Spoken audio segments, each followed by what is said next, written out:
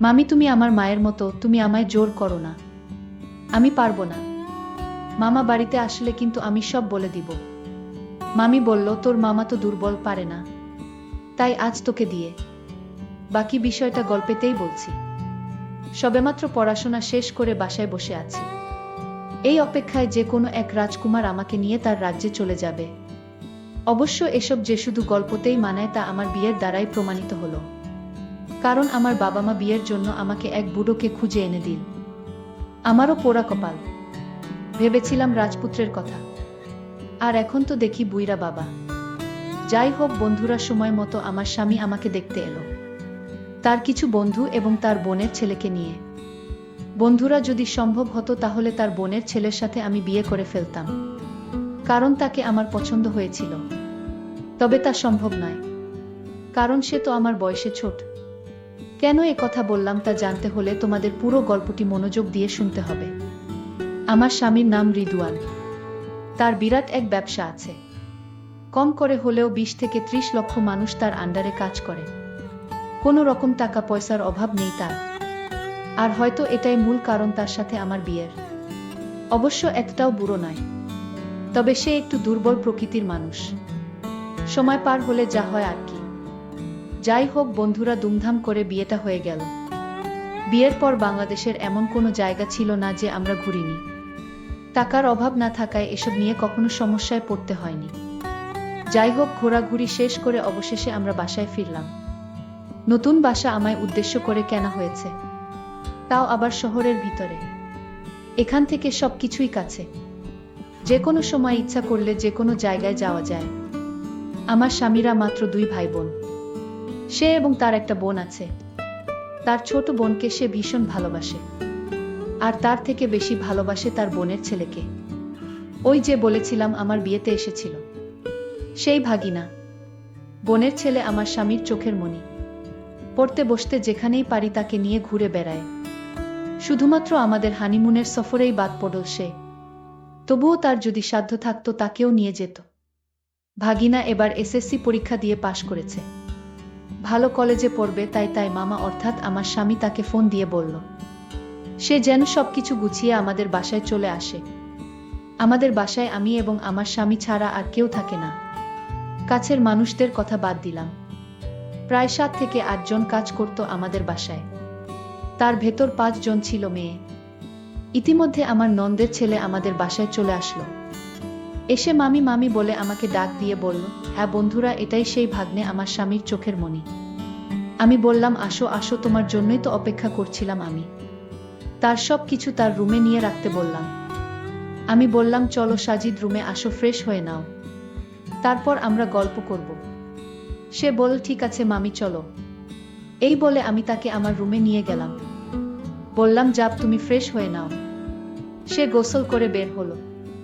আমি তাকে নিজের হাতে ভাত খাইয়ে দিলাম। বললাম, এবার তো তাহলে তোমাকে যেতে দেব না। সাজিদ বলল, আমিও তো এবার যাওয়ার জন্য আসিনি, আমি অনেক দিন থেকে তারপর যাব। এবার পড়াশোনা তো শেষ করতে হবে এখান থেকে। এর ভেতরেই সে তার মামার খোঁজ করতে লাগল। সাজিদ মামাকে অনেক বেশি ভালোবাসে, আর আমাকে অনেক সম্মান করে।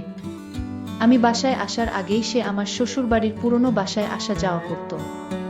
প্রহর গুনতে গুনতে রাত হয়ে গেল এবং আমার স্বামীর রিদওয়ান বাসায় ফিরল। এসে সাজিদ সাজিদ করে চিল্লাতে লাগলো। সাজিদ গিয়ে তাকে সালাম করল। তুই আর যেতে পারবি না, তুই এখান থেকেই লেখাপড়া করবি। তোকে আমি লেখাপড়া শিখিয়ে ডাক্তার বানাবো। তুই আমার একমাত্র ভাগিনা, তোকে নিয়ে আমার অনেক স্বপ্ন। তোর যা লাগে আমাকে বলবি, আমি তোকে দিব। আর বাহিরে বেশি আড্ডা দেওয়া চলবে না। ভাগিনা তখন বলল, হ্যাঁ মামা, আমি তোমার কথা রাখবো। আমারও ইচ্ছা বড় ডাক্তার হওয়ার। তুমি যা বলবে তাই হবে মামা। ওদের ভালোবাসা দেখে আমার মাঝে মাঝে হিংসা হয়। ইস, আমার স্বামী যদি আমাকে এতটা ভালোবাসতো। তারপর আমার স্বামী বলল, চলো সবাই একসাথে ভাত খাবো আজ। আজ তো বিশাল রান্না হয়েছে।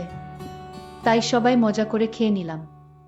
পরের দিন আমি তাকে কলেজে ভর্তি করানোর জন্য নিয়ে গেলাম।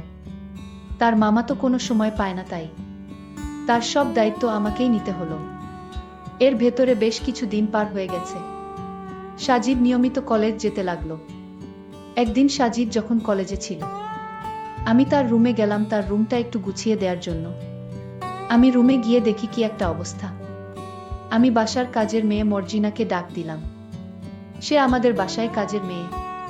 বললাম, মর্জিনা, আমাকে একটু সাহায্য করো তো। সে বল, কাকিমা বলেন কি করতে হবে। আমি বললাম, তুমি বিছানাটা পাল্টে দাও। সে প্রথমে একটু না না করছিল, পরে আমি জোর গলায় বললাম, কি হলো? বলছি বিছানাটা পাল্টে দাও। আর তুলতে যা ঘটল তা দেখার জন্য আমি কখনোই প্রস্তুত ছিলাম না। বিছানায় দেখলাম এক বান্ডিল ফুটকা, যার মূল্য বাজারে 50 টাকা। ভাগ্নের বিছানায় ফুটকা কেন? এটা দিয়ে কি করে সে? আমার তো আর বুঝতে বাকি রইল না। তারপরও আমি সাজিদের কাছ থেকে সব জানব। এরপর আমি মর্জিনাকে বললাম, যা তুই বাইরে যা। আমি সেগুলো একসাথে করে একটা ব্যাগে ভরে নিলাম।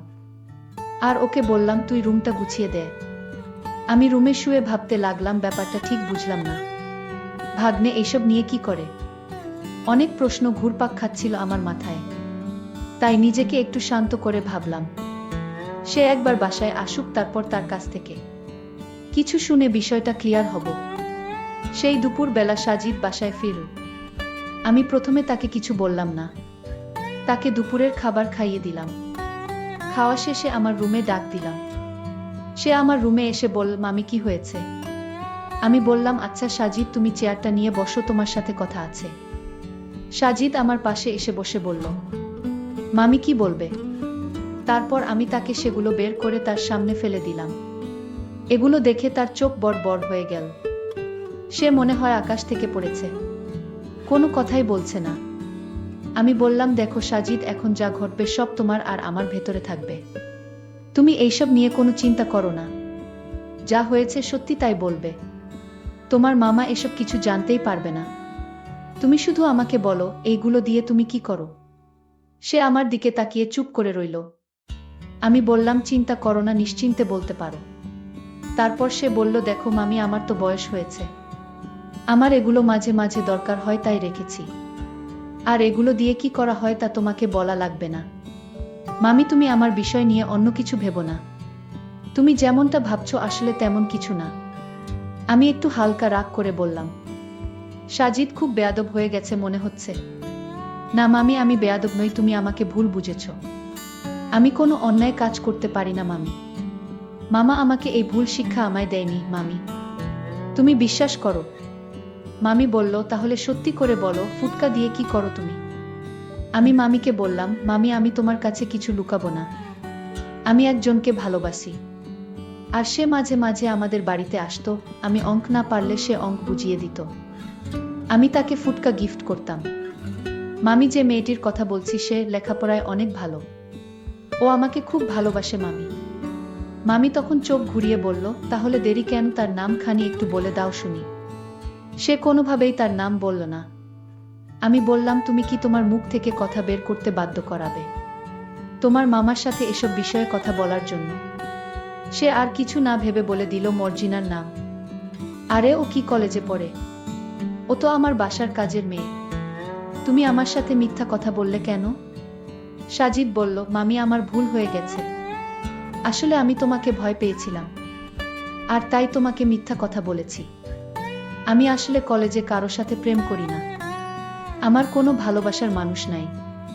আর তাই মর্জিনাকে। আমি তো শুনে অবাক। আমি বললাম, কি হলো সাজিদ, তুমি সত্যি ওর সাথে? সে বলল শুধু হুম, মাথা নাড়িয়ে সম্মতি দিল।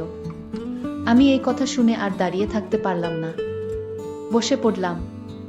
বাপরে, একই সাংঘাতিক ব্যাপার, মনে মনে ভাবতে লাগলাম। আমি বললাম, আচ্ছা তুমি এখন তাহলে রুমে যাও, তোমার সাথে এই বিষয়ে পরে কথা হবে। আমি চিন্তায় পড়ে গেলাম। আমি ভাবলাম, এটাই হয়তো সুযোগ আমার অনেক দিনের স্বপ্ন পূরণ করার। তার রুমে গিয়ে বললাম, এই নাও সাজিদ, তোমার বিছানায় পড়ে থাকা মহামূল্যবান জিনিস। তবে একটা শর্ত, আর কোনোদিন এগুলো দিয়ে কিছু করবে না। আমি যেদিন তোমাকে আদেশ করব ঠিক সেদিন থেকেই তুমি। সে মাথা নাড়িয়ে সম্মতি জানাল।